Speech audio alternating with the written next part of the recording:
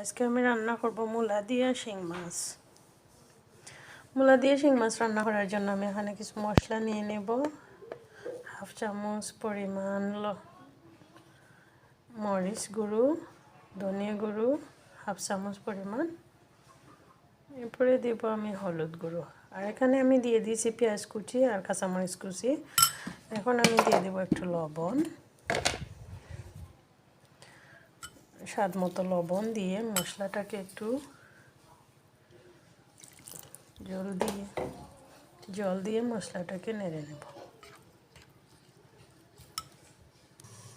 দেখুন বন্ধুরা, এখানে আমি অয়েলটা দিয়ে দিয়েছি। এখন আমি মশলাটুকু বানিয়ে রেখেছি।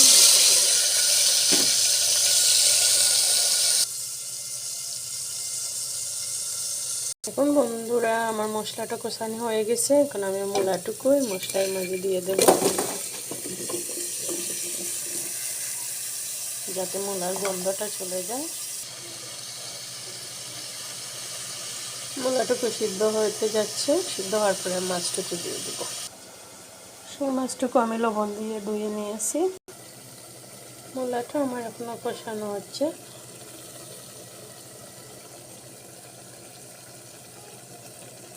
সুন্দর একটা কালার বের হয়েছে দেখুন। এই তো আমি আমার মাছটাকে দিয়ে দিলাম তরকারিতে। আলহামদুলিল্লাহ বন্ধুরা, আমার রান্নাটা হয়ে গেল। দেখুন কি সুন্দর কালার এসেছে, আলহামদুলিল্লাহ।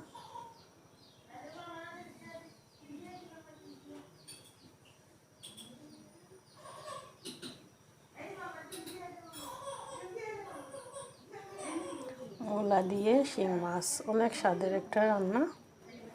রেসিপিটা অনেক সিম্পল, আপনারা চাইলে ট্রাই করতে পারেন। প্লিজ আমার চ্যানেলটা লাইক অ্যান্ড সাবস্ক্রাইব করবেন প্লিজ।